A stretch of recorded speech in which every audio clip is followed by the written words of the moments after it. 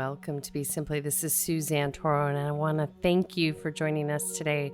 We have special guest, Christopher Kidawski. He is the author of the Back Pain Bible and a wealth of information with 20 years plus of working on the human body and for the human body. Without further ado, let's dive in with Chris. So I want to thank you, Chris, for being here today. It's a great honor to celebrate all your wisdom and your great work. How are you feeling today? I feel wonderful. How about yourself? I'm good. Yeah, I'm excited. Fantastic. Me too. Yeah, it was kind of happenstance. That's how most of my shows go. I all of a sudden someone crosses my path and they really stand out. And so I wanted to really dive in. You know, you've been working in the field with the human body for 20 years now plus. And I wanted to start with you for right now, like how the body has taught you over the years, like working with it, clients, and then your own body, where you're sitting with the human body today.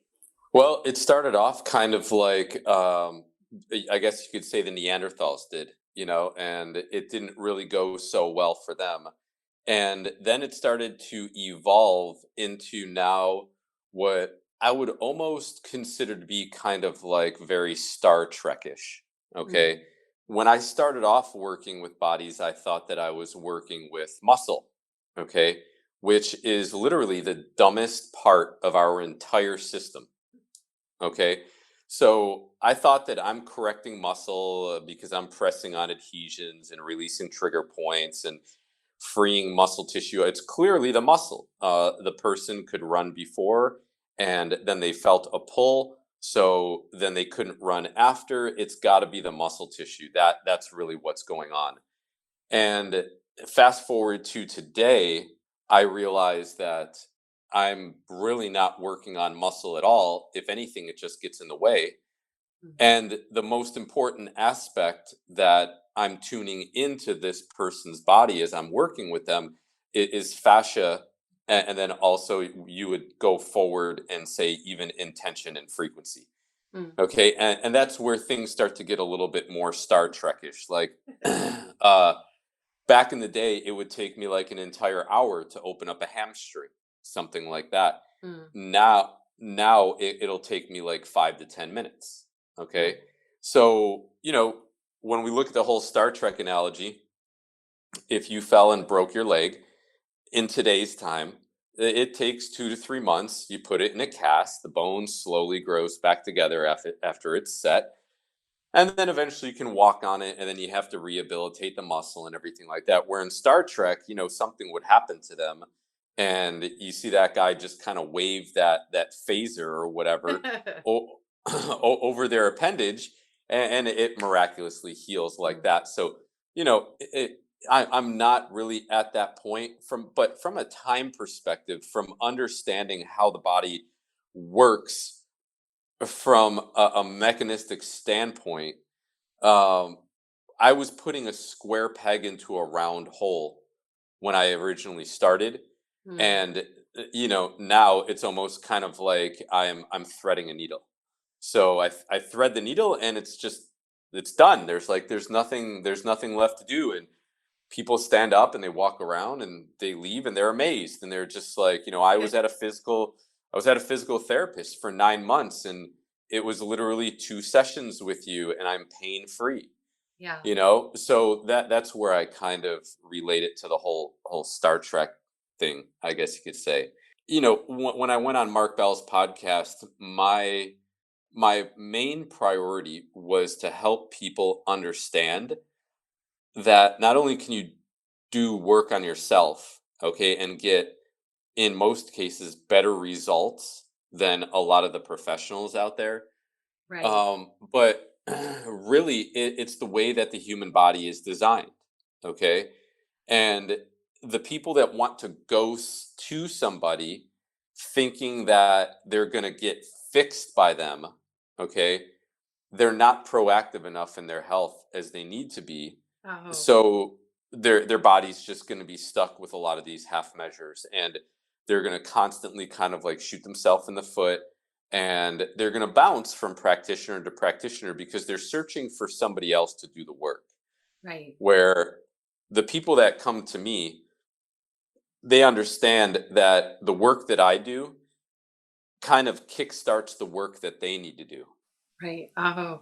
You see what I'm saying? So yeah, two things: that you're in a place where you're recognizing that we're designed to regenerate ourselves. If we were out without any of these like technology or beautiful beings like yourself, we would just go under a shrub and heal. Right.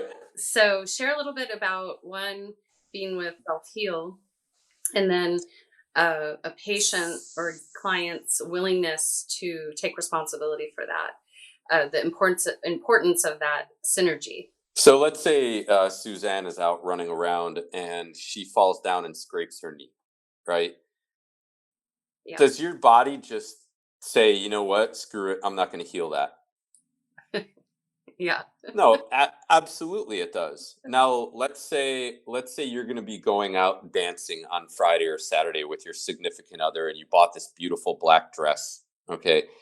And you're like, I don't want this gigantic strawberry on my knee, okay? What are you going to go and do? You're going to go and maybe reach for some Neosporin. You might put a little bit of hydrogen peroxide on there, okay? And then cover it up with a Band-Aid to accelerate the healing. People understand this, and they say nobody in their right mind would say that the Neosporin or the Band-Aid healed them. Okay? Right. They would say that my body healed itself and Neosporin accelerated it. Okay? So I'm the Neosporin. Okay? And their body is their body. And when you come to somebody like me, basically the people that come to see me, their bodies are so out of whack. They're so misaligned. Okay. They've had, pain 9, 10, 18 years sometimes, that them doing the work themselves at the outset is just going to be confusing to them because they don't have this roadmap of working with the human body that I have for the last 17 years now. Okay. Right. So, a mechanic that's been working on cars for 17 years is not going to be able to do the work as a mechanic that just graduated from school and stepped in the first day working on a Lamborghini, right? Yeah. He's going to be like, whoa, a V12, I only worked on 4-bangers when I was in college. That's it, 4 cylinders. That's all I know how to work on. And this is like 12 cylinders. This is insane. Okay. It's above their pay grade. So now imagine the mechanic that's been doing the work for 17 years saying, you know what, I'm going to get this started. And when I'm about 50 to 75% done, you can come in and clean up the rest. Okay. That's what my clients do. So everybody that comes in and gets work done by me, they also get homework. And the homework is done on the days that they don't see me. And they're not required to come in and see me. They're not required to jump online for an hour and have me take them through it. I send them videos. They go home. They do exactly what I tell them to in those videos. And when they come back, their body did not rearrange itself back into a bad pattern. Okay. Mm. So when we're looking at fixing or healing the body, everything is dependent on time and arrangement. Okay. Time in 2 respects. How old are you? How long has this been going on? Okay. I had a kid contact me the other day. He's 24 years old. He's had back pain for the last 8 years. Now, he's kind of like 1 and 1. All right. Where he has a really long time that he's been in pain. 8 years is a pretty long time, yeah. But he's very young. He's below that 25-year-old threshold that I always talk about. Okay. So while he has youth on his side, he's definitely had pain for a significant amount of time as well. He's going to be fine because youth is always going to trump the amount of time you had an injury for. Okay. If he was 64 years old and he had pain for 8 years, he would be with me for a much, much, much longer period of time. Okay. For most people, the older you get, the faster you get older. Mm. Okay. They don't understand recovery methods. They don't understand the advantages that exercise provide. They don't understand, fasting and anti-aging components or slowing aging. Okay, they're still drinking alcohol. Maybe some of them are doing recreational drugs. Some of them are probably on very heavy pharmaceutical drugs. Mm. Okay, and all that wears down on your finite life force that you have. I read a post from one of my colleagues and friends, Joel Green, the other day on alpha ketoglutarate, and he talked that your body basically the longevity of your body basically resides in its ability to make energy.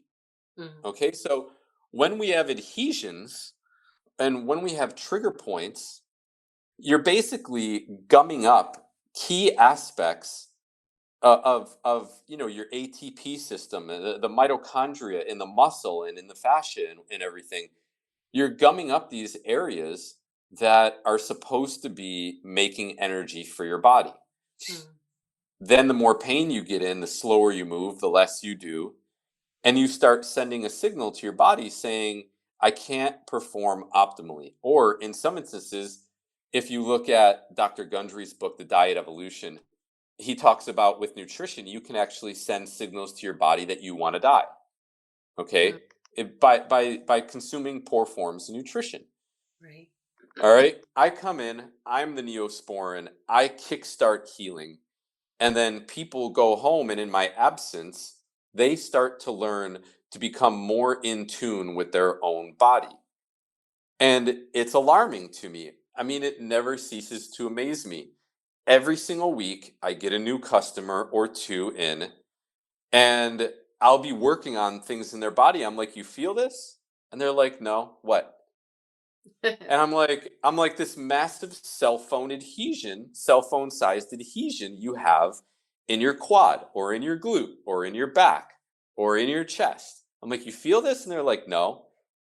And it's just people are more in tune with their car and how it looks, or their wardrobe, or their social media account, or their bank Yeah. account. They know when a single penny is missing, or they can look at their credit card bill and be like, I didn't make that $131 purchase. And I find that incredible. But then something in their very own body that I'll press on, they're like, no, I don't feel anything. And then a session or two later, when I create enough space for the body to reconnect, they're jumping through the roof because it feels like I have a hot knife pressed into their leg. Yeah. And I'm like, I tell people there's two different types of pain in the body. And everybody's like, oh, good and bad, I know. And I say, no, that's a farce. Okay. There's the pain that you feel and the pain that your brain feels. Yeah. Okay. So oftentimes they don't correlate. Sometimes they do. All right. But for the most part, there's not a very high correlation between the two. And that's where it throws science for a loop. Mm. Because science always wants to dissect something and point and say, yes, this is the saphenous nerve right here. That's what I'm pointing to. Mm. Yes, this is the patella tendon. That's what I'm pointing to right there. That's what it is. We can see it, we can touch it, we can smell it, you can feel it in your own body. That's how we know it exists. But the way that the human body works itself into pain, and then the way that we need to work back out of it, Mm. does not make sense to current scientific trial and errors or experiments. Yeah. Okay. And I've read them all, and I just laugh. Recently I've been putting out videos calling people out on YouTube and social media, because you have people that are physical therapists or they're influential in the health and wellness space telling people the research shows foam rolling does absolutely nothing for your body. the research shows that if you're gonna foam roll, that you should really only do it for a minute. Anything beyond that, it's total garbage. Okay. Right. And for me being a body worker, I mean, in some people that have kyphosis, I'll be working on their back or their erector spinae or their rhomboids in a specific area for, in some cases, 4 to 6 minutes. Mm. I'll keep on working that tissue out, working that fascia out. And Jean-Claude Guimberteau, he put everything to rest in his book, the Architecture of Human Living Fascia, Yeah. when he said, look, we tried to create, okay, some type of what is that word? The algorithm.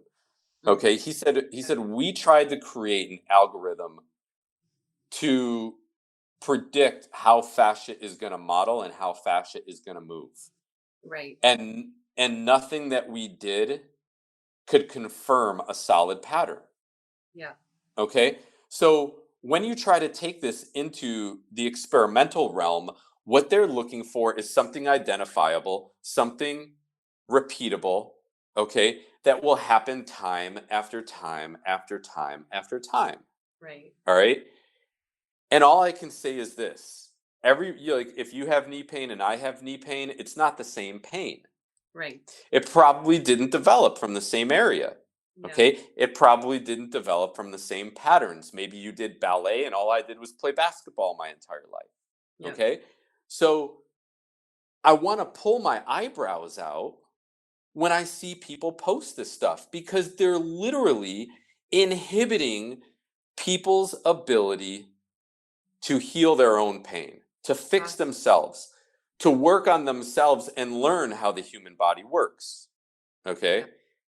And that's where I draw the line because the Hippocratic Oath, I don't care if you're an Instagram YouTuber or an Instagram influencer, if you're a YouTuber, if you're on Twitter helping people, if you've written bestsellers or, you've sold 60 million books or something like that, like Paulo Coelho or whatever. If your first premonition, okay, is do no harm, like the Hippocratic Oath, then I'm sorry, I can't take what you're doing very serious. I really can't.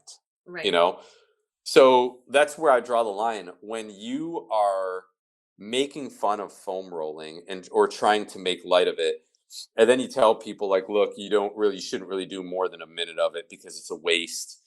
That to me, there's a trivial amount of criminality to it, I guess you could say.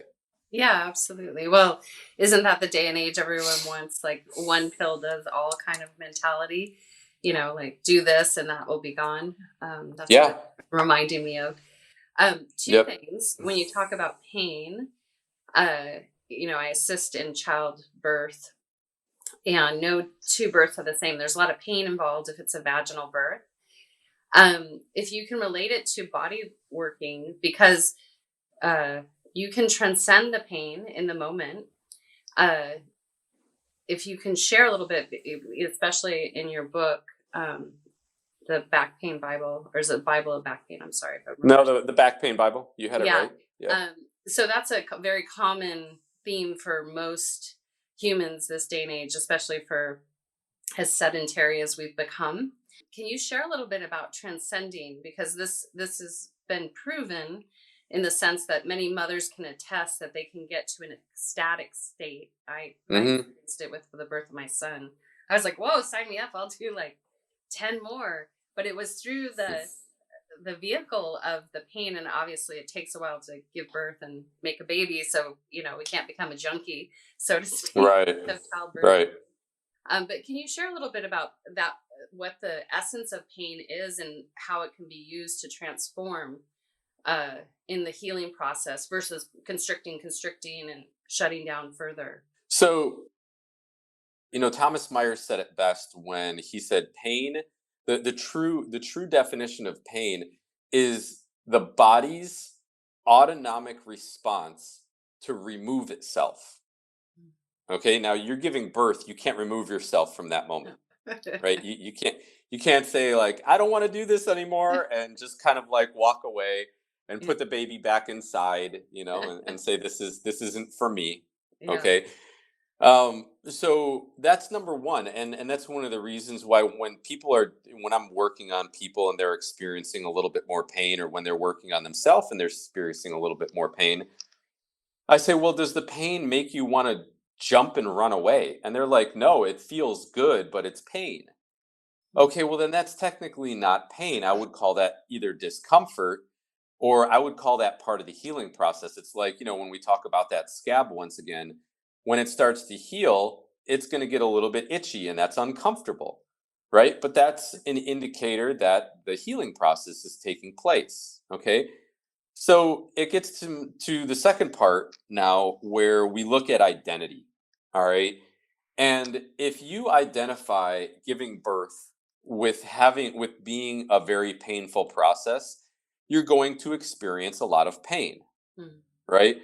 Where if you identify with birth as like this beautiful kind of self growth and revelation of bringing another life into this world, I don't think all the pain in the world is going to stop you from moment to moment just loving every part of that experience, right? Oh. So it kind of comes down to how we're brought up, okay? And when I was a lot of my friends, they're much older than I am. They've gotten married and had kids and everything like that. And I've literally had friends say, "Bro, like it's so much work. It's terrible. If you ever think that you're going to have kids, like wait 5 years and then ask yourself that question again."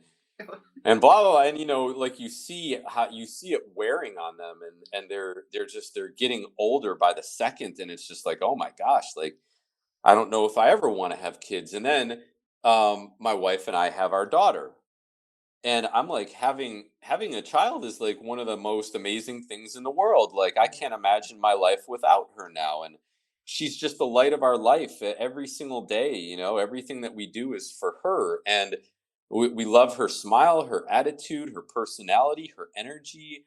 I mean, everything. There are tough times where you have to shape and mold her values, and be like, babe, it's not okay to just rip on the dog's tail. Like you don't, Yeah. it hurts him, and he's an animal and feels like he's being attacked, and he might turn around and bite you, and you're not going to like that. And but for the most part, I found that having a child is just completely wonderful and rewarding, and I'm very happy that we did.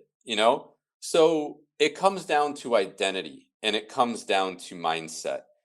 How are you identifying with the pain? And what do people say when they come in and see me? My back is killing me. My shoulder is killing me. My elbow is killing me. My ankle is killing me. I can't stand how my right hip feels. Right. Okay. And that's just kind of the victim mentality. And it has a lot to do with the cathartic mind, where that's the aspect of our psyche and our subconscious that enjoys bringing pain onto ourself. Mm. Okay. And unless if we are like very, very conscious of that, we're going to subconsciously run these programs in our mind Mm. constantly. Okay. You're sitting at work, people are just going to be swearing up a storm. My back, frick, damn it, like things like that. And they're going to be moving, they're going to stand up, and they're just going to be like, oh, God. And everything is just kind of like you're in constant labor, like talking about giving birth and whatnot. You're in constant labor 24/7, and nobody knows that better than me, because I went through about 14, 15 years of excruciating knee pain. Wow. And I squatted and ran every day. It was never an excuse for me to stop doing what I was doing, but it took me breaking down in a bottle of beer and crying and feeling sorry for myself to say, okay, obviously I need to do something, because the people that I'm entrusting to help me get rid of this pain cannot do it. So I have to do it myself. Mm. And most people would rather stay a victim Right. And there's the other people that are looking for somebody else to do it for them. So in my mind, being able to transcend that pain, okay, it's twofold. Number one, it's saying, okay, I realize that I have to go through discomfort to get out of the discomfort. Mm. And that's one of the lies that the system has sold us, is that you can take this pill and your pain will go away. Right. You can have this shot and your pain is going to disappear. Get this surgery and your pain will be gone. Mm. Okay? We can burn the nerve and you're going to be fine. We can cut this nerve. Yeah. And you're going to be able to go and do everything that you want to do with your life. Everything is seemingly like a time problem, but there's no time taken into account for the resolution. Mm. Oh. Where with me, there's no way of getting around that. People come in and they're like, how long is this going to take me to take you to fix? Like, when am I going to be better? And my answer is the same to every single person. I don't know. Yeah. And they're like, well, but so and so went to you and it was 2 sessions and they were fine. That was them. That was their case. Number one, your body has no obligation to make any sense to you or me. Okay? Number two, I don't know how you've been moving and what you've been doing for your entire life. Okay? Number three, I don't know what kind of stress you're under every single day, because that's going to undo what I'm trying to undo in your body. Right. Okay? Number three, are you walking around in a state filled with love and gratitude, or are you constantly angry and hate filled? Mm. Oh. Number four, what's your nutrition like? Number five, what's your sleep like? Number six, do you have a long commute? Number seven, are you sitting a majority of your day? Number eight, what are your relationships like? You see, like, you can keep on going on and on and on and on. There are so many factors when you are trying to do this the right way that people's minds just explode, Yeah. because all they want to do is that one simple thing, because that's what medicine promises. Right. Oh. So you're speaking in terms of Chinese medicine, where we attribute, with my regular clients, I mean, I tell them all healing psycho-spiritual. So we'll get Sure. back into Star Trek. So the body, when it appears in the body, that's a manifestation of the imbalance in the mind, the soul. And all those other things you just mentioned feed into that. They either corroborate or they support the healing of it. So what I found was interesting, I did get, and I was reading at the very end, it was like, basically points to the fascia is this aspect, is the chaos, when, Yeah. all the subatomic particles break up, we go into chaos, but then we automatically will re-magnetize to a vibration or a frequency. And I'm curious about your thoughts on that, because if we go back to Star Trek and, psycho-spiritual, are we reaffirming this frequency of the injury, the pain, or, when we start working with the fascia, how are you holding your intentions or your vibration? You encourage them to do you identify the different pieces for them? I tell people to be empathetic with themselves and be more gentle.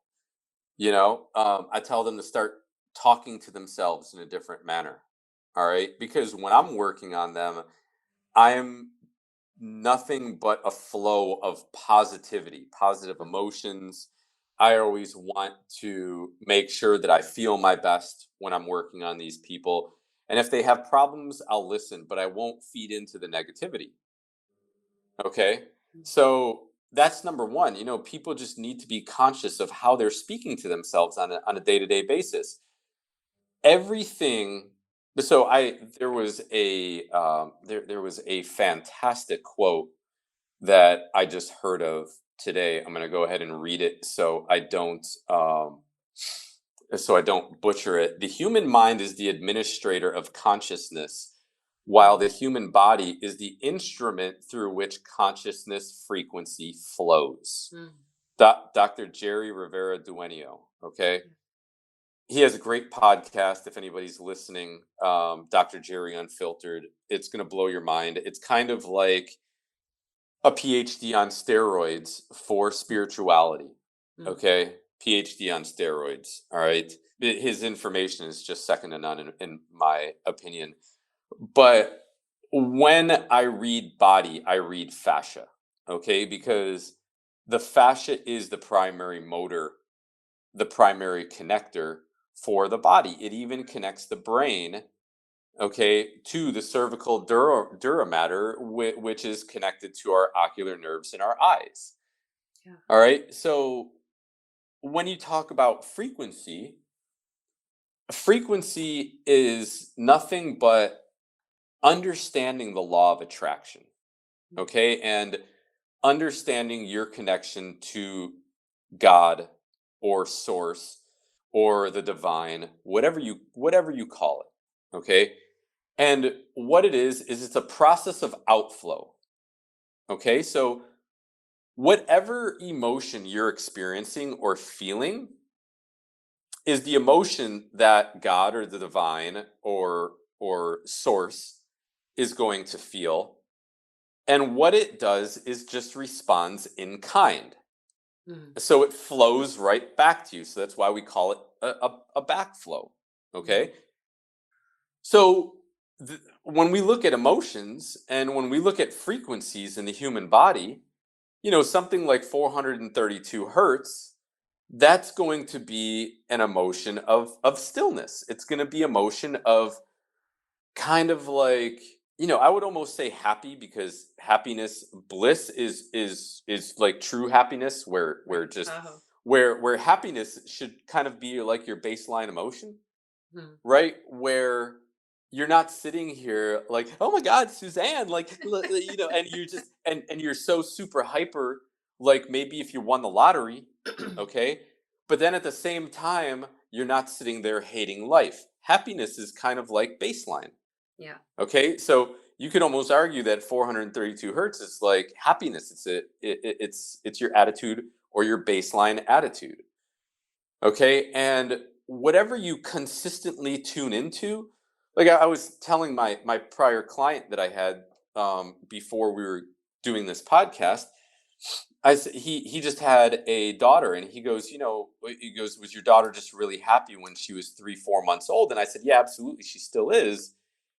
And I said, nothing against my parents. They were great people. I love them dearly. Okay. But I never had like an overwhelming sense that they had a need for us to be happy. I can't remember a single time if I was ever asked, like, are you happy? How, like, Christopher, how's your life going? How are you today? Are you happy? The more common aspect is like, hey, what's up? Are you okay? And of course, the person's just going to be like, yeah, yeah, yeah, I'm fine. Yeah, it's all good. But if you ask somebody, are you happy? And they're like, yeah, I'm totally happy. Well, your body language is telling me something vastly different. Yeah. You can't lie. The autonomic nervous system cannot lie. Absolutely. Right? So when we look at frequency, what you need to do when you're trying to heal is you want to tune into to the frequency of healing.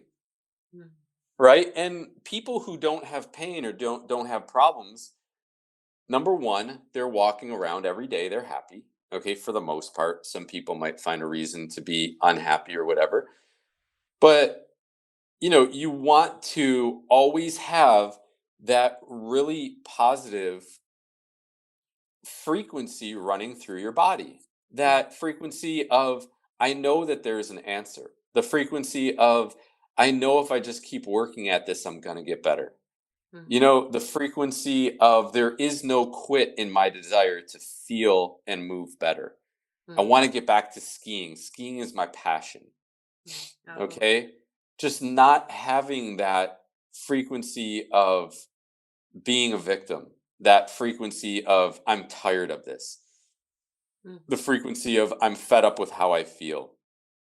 Because in all honesty, you did it to yourself.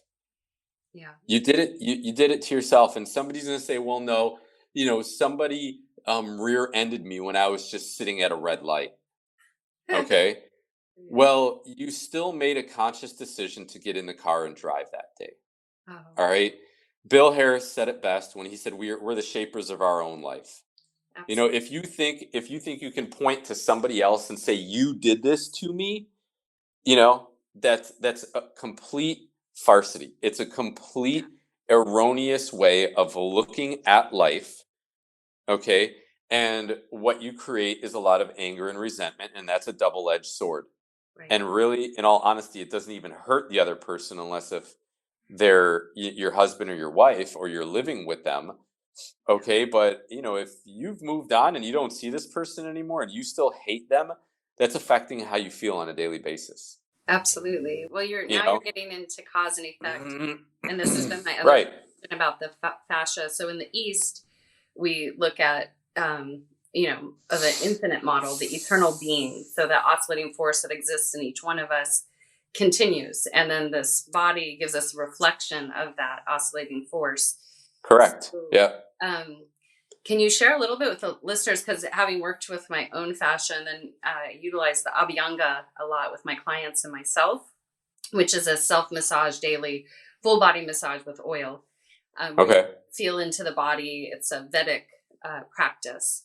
So if you can share a little bit, because what I've noticed is sometimes if you get a little like aggressive with the fascia, like it can either wear you out suddenly or, kind of do several things. Could you share a little bit for any of the listeners that are familiar with the fascia, maybe working with it, how they can attune themselves to be aware and mindful with it? Because sometimes people want more, that the grasping, I'll have a feedback. Sure. Yeah, sure. I find that really when it comes down to it, when you're doing self-applied myofascial work, you are looking at probably a half hour at the most. Mm. Okay. You can push it to an hour if it's your day off. And let's say you're a CrossFitter or an Olympic weightlifter or a power lifter, and you want to do some form of active recovery. You know, maybe you're in your like the X Games or something like that, or you're a BMX biker or whatever. Um, you can definitely push that to an hour. But even when I'm working on people and I can move fascia around rather quickly, my limit is typically an hour and a half. Okay. After that, I find that the body just stops responding. Okay. And here's why: your fascia and your muscles and your nerve and your brain and your tendons and your ligaments and your bone and your capillaries, they all have an agreement. Okay. They have an agreement of where they're going to sit. They have an agreement of how long they're going to be. They have an agreement of how they're going to fire and move and work together. Okay. Right. When you start messing around with the fascia and you start opening up adhesions or trigger points or creating more space, yes, you're helping to return to health, but what you're doing is disrupting this internal ecosystem of balance. You're balanced in an imbalanced state. Right. Okay, you follow me? Yeah. Okay. So it's kind of like if I walked into your house, okay, and as soon as I walked into your house, I don't know, you had a vase on the left-hand side with a bunch of flowers in it, okay? And if I walked into your house and I just picked up one of those flowers and I threw it outside, you'd be like, okay, that was really rude and weird. I'll get that when he leaves, Yeah. you know?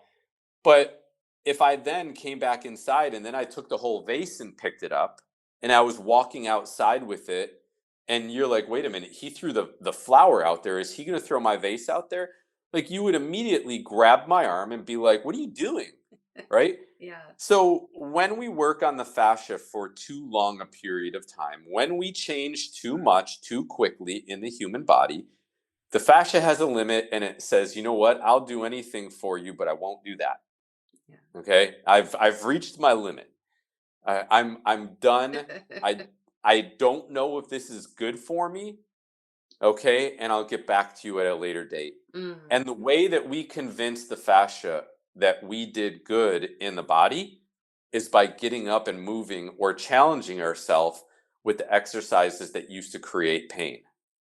Okay, so there's this movement component to getting better as well, which everybody's afraid of.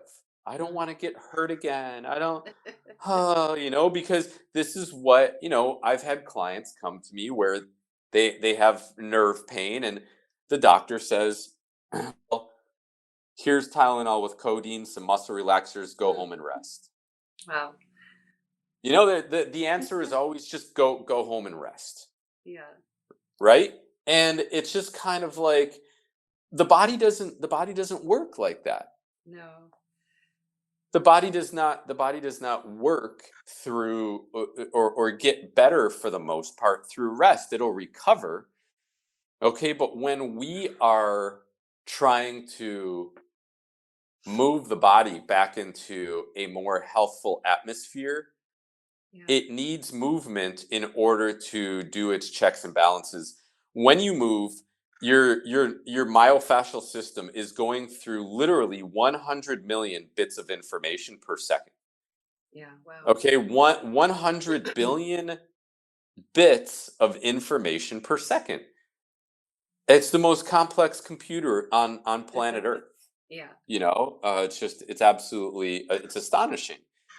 Um, when you're moving things around, when you're getting your house in order, you need to then move so your fascia is made aware of the healing, Mm. and then it's going to decide whether or not it likes it. Like a yes, okay, I like this, it's good for us, I'm going to keep the change. Or Right. guess what, you're in the wrong spot, you're not working on the problem, you're working on the symptom. Mm. And the pain, I'm just going to reproduce the pain the next day, it's going to come right back, sorry. And could it also be when we talk about cause and effect?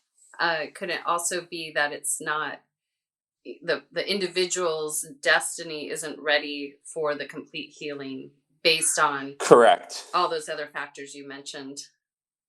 Correct. So a lot of times too, um, the person's central nervous system may not even be ready to deal with what I'm doing. Mm. Those people respond a little bit slower and they're usually with me a little bit longer.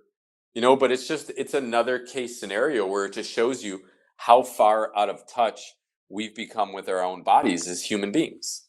Yeah.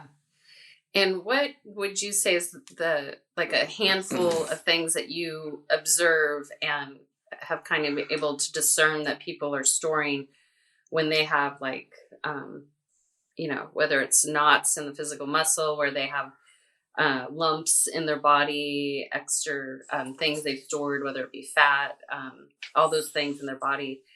Uh, have you noticed some themes there? Lately, I would probably say in the last 2 years, a lot of fear and a lot of anger. Hmm. Okay, both of those emotions, which lead to liver and gallbladder issues, the Yeah. meridians getting clogged, a lot of problems with large intestine. Okay, um, which is going to lead to head, neck, shoulder, lower back issues, down into the hamstring, things like that. Definitely, every single person that I work on, I'll find a good amount of adhesions, trigger points, fibrosis, just dried out fascia that hasn't been being fed, hasn't been getting water, super dehydrated, things like that. Lots of misalignment, one shoulder higher than the other, one leg shorter than the other, things like that. So, yeah, I mean, it's all pretty typical. Yeah. And would you say that the overall programming in humanity, one from the mental state is, fear and doubt?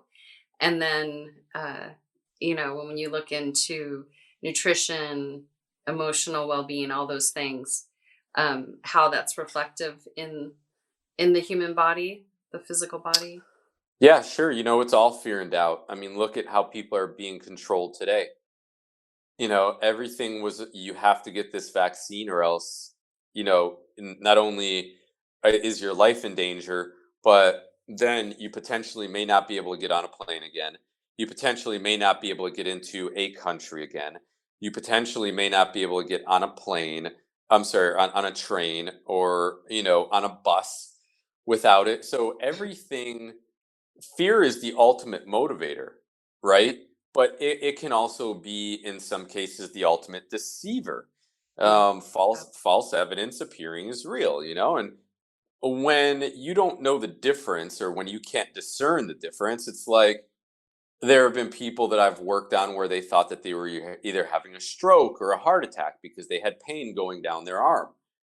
And I'm like, but you haven't had one. And they're like, no. And I'm like, you still exercise and run and everything like that. And you're totally fine. Yeah. And you have like no heart palpitations or any type of cardiac disease in your family. No. Then why do you think it's a heart attack? Yeah. Like and it all it comes down to is not knowing the body and fear.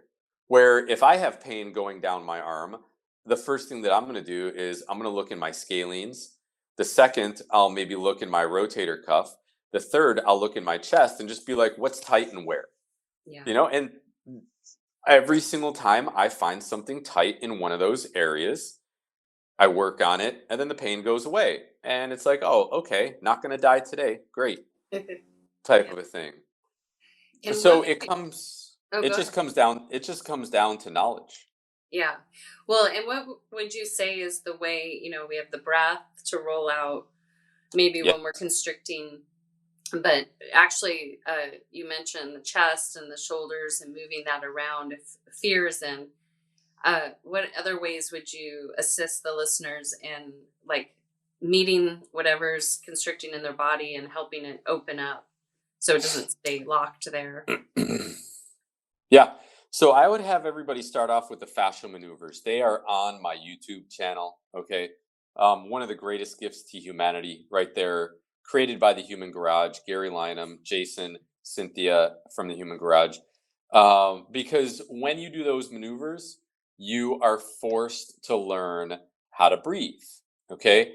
And then when you move into pressure type work with something like a lacrosse ball or a baseball or a foam roller or a softball, now you already have that breathing component there. So when you hit something in your leg or in your chest or in your shoulder and it's sore, you're going to go right to your breath and you're going to realize, like, hey, I need to breathe into this pain. So the fascia starts to unwind and open up, and then the pain goes away. If you start first with the pressure, you'll hit areas like that and you'll clam up and you'll be like, ah, and you stop breathing, you stop healing. Hmm. Okay. Yeah. So my recommendation is always number one, start off with the fascial maneuvers, and then number two, you want to get into the pressure work. And I found it to be a very potent combination between the two. When you do the fascial maneuvers first, and then you start doing the pressure work second, it's magical. It's absolutely incredible. Yeah. Oh. And if you can share a little bit more, if we get to Star Trek, where your mind's eye is leading you to the horizon with working with the fascia and the body, where you see the potential within your own work going with that relationship and interface that you've been working with. So one of the things that I would recommend people go and search is infopathy.com. Infopathy.com, they are creating frequencies with material based substance, Mm. okay, and allowing you to either imprint it in water or through pulsed electronic magnetic fields, Mm. imprint it into your body. Mm. Okay, so once again, you want to talk about like some real Star Trek stuff. I mean, infopathy.com is absolutely incredible. The things that I have done with it, the things that I've seen it do in my wife, my child, my dog. Give us an example. Okay. My dog had a benign tumor in his lip. Mm. Okay. And the vet said that it needs to be operated on. There's no way that you can get it out. And what ended up happening was, he had an itch. He used his paw to itch his face, and he pulled a hair out. And then dogs have their noses and everything, so it ended up getting infected. And there's a very specific name for these types of things. And what it is it's basically a benign tumor, but it's cancer, but it's benign. Okay. So the only way that you can get rid of it is through surgery. And it was very, very hard. Like, you would press on it and it felt like it was bone. Right. So I told my wife, I said, you know what? F that. He's not getting surgery. Let's see if there's anything on infopathy. So there was a frequency on infopathy called a metastasis breaker. Mm. I started charging his water with it. In 2 weeks. Wow. The growth was completely gone. The hair grew back, and you cannot tell that anything was there. Oh, You know, beautiful. I mean, take it for what it's worth. I'm sure that if people are listening to you and your podcast, they're very much interested in this type of work and in this Yeah. realm and whatnot. But, you know, there are people, I even saw comments on my podcast with Mark Bell where they're like, man, you know, this guy has a lot of great information, but he's talking about frequencies in the body way too much. Like, that's just BS. Well, you know, I'm sorry that your consciousness hasn't evolved that much yet to accept something like that. And Yeah. that's not an insult. It's meeting somebody where they're at. I'm not telling you that you have to believe in what I believe. Yeah. But all I'm saying is that I can't deny what I feel and what I've seen and what I've experienced. Okay? Absolutely. And to me, like I said at the beginning of this, very, very bold claim, muscle is the dumbest part of the human body. Yeah. Cut and dry, very, very, very simple. And I said it on Mark's podcast too. Anything above a 3, pain wise, in the human body is fascia. Anything below that is muscle. Okay. And everybody wants to point to a muscle or a bone and say, that's my pain, that's my problem. And that's the least of their worries. And it's very, very difficult for them to hear. Yeah, absolutely. Very, very difficult. Yeah. Well, and share something, because being that I'm very much a meditative person and teach people the power of meditation. So the mind's blank. So you use that word belief. If, if, because what you just shared is a fact, like your dog experienced that. You witnessed your dog with a tumor. You applied, charged his water with a frequency, and the tumor went away. So that's, we would say, an is, right? So what would you say, or how would you say, if people are, how are they better able to open themselves to the possibility of that outcome without getting so locked up in their mind or thoughts or even like affirmations or any of that stuff? Can you share a little bit how you would approach it? You know, I've been meditating for over 5-6 years now. To me, it's one of the best types of work that you can do. Okay. Um, everything in my experience begins with the mind. Okay. So if you don't have your mind controlled first, then the body is going to follow, just like that quote that I gave you with Dr. Jerry. Okay. Um, Number one, we gotta become emotionally intelligent. There's a lot of books out there that you can read about. Okay. And when we become emotionally intelligent, that now is going to provide much better feedback to the human body and what we're experiencing. Because, like I said, fascia doesn't have eyes, fascia goes based off of what we feel. Yeah. Okay. So if we don't feel comfortable even in our own home, if we are in our own home, okay, and we feel threatened, all right, maybe there's a husband or a wife that's abusive. Right. Maybe our kids are drunk and doing drugs and things like that, and we don't know how to help them or control them or something like that, and they're coming around and stealing money or jewelry or whatever, and we feel threatened in our own home. You can be watching TV and literally be stuck in a state of trauma. Right. Okay, even though you think that you're just sitting there watching Netflix, if you don't feel safe, okay, you're still stimulating that sympathetic side of the nervous system, and the whole fight or flight thing is kicking in, and wreaking havoc in the processes of your body. Yeah. Okay. So to me, it just comes down to meditation, number one, and then emotional intelligence, number two. You don't have to meditate for an hour, things like that. I mean, find a quiet place, 5, 10, 20 minutes, whatever makes you feel good, whatever helps you take the baggage out and get in control. And, that's one of the things I tell people about meditation. You take all your emotional baggage out in the morning, Mm. and then you're just incredibly productive and in a flow state for the rest of the day. Oh, yeah, absolutely. And can you share uh, with the human body and the fascia, if we go to Star Trek again, in kind of in our wrap up, if the essence that we're communicating not only with our body, and then we have this communication out into the universe. What have you witnessed in your own physical temple with that your oscillating force, aka soul, and that communication? How has that communication become more intimate and provided you a deeper knowing on a daily basis? My wife and I feel everything, Suzanne. We feel the shifting of the sun. We Yeah. feel, the apexes of the moon. We feel Pluto going in retrograde. We feel Saturn trining Uranus, and things like that. Anytime there is, I guess you could say, cosmic shifts, it preys on our energy. We either get the energy either goes up or the energy either comes down, and you're just kind of like, man, like, what's going on? Why do I feel like this? And then all of a sudden you start to realize that there's something going on cosmically. Right. And once again, I think that your audience will probably relate to this.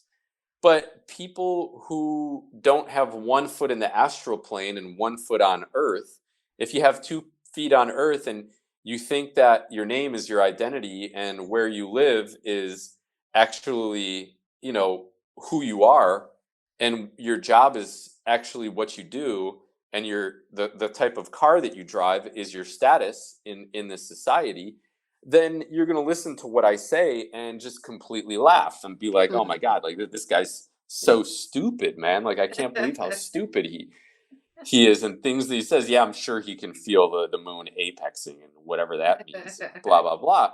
Um, that's totally fine. You're entitled to your opinion and what you feel, and I'm entitled to my opinion and what I feel. And it's not that I don't sit here. It's not like I sit here begging for it, like, oh, I can't wait for the next new moon to just, or full moon to just flip out and act erratic and be all nuts and Yeah. everything like that. But there's no denying that when those things happen, there is definitely a different flow or a different frequency or a different type of energy that we become subjective to. And when you don't understand that, when you're not paying attention to it, you just think that these patterns are aberrant. You just think that, I don't know why I did that.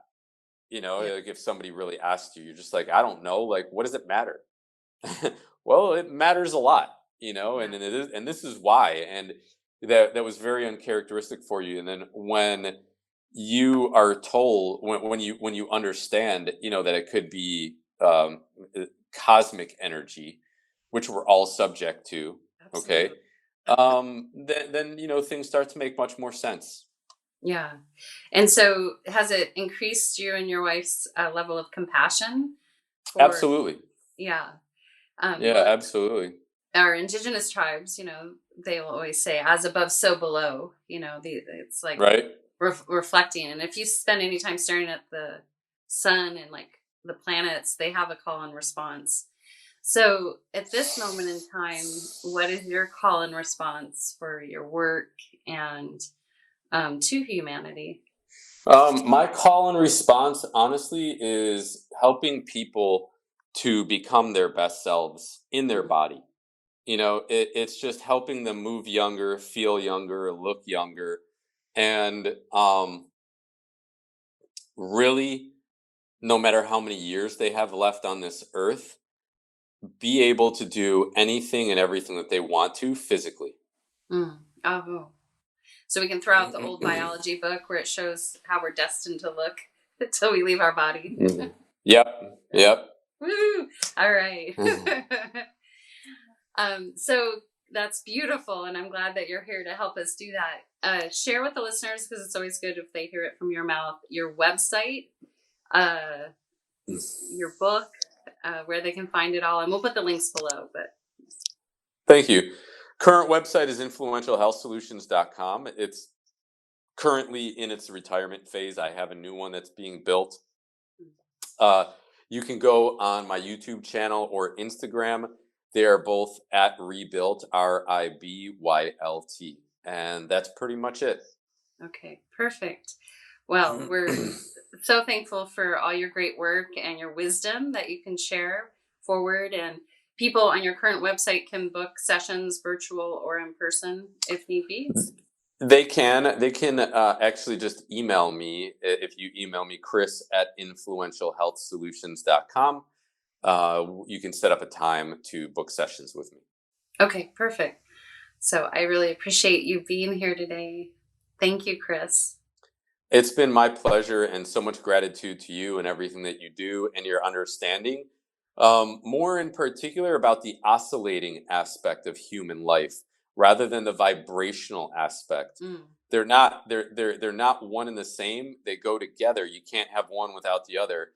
But yes, the higher oscillating human being you are, the more understanding you have and the greater your consciousness, where everybody's still stuck in like the vibe stage. Like, I mean, I just want to vibe that. I don't vibe with that person.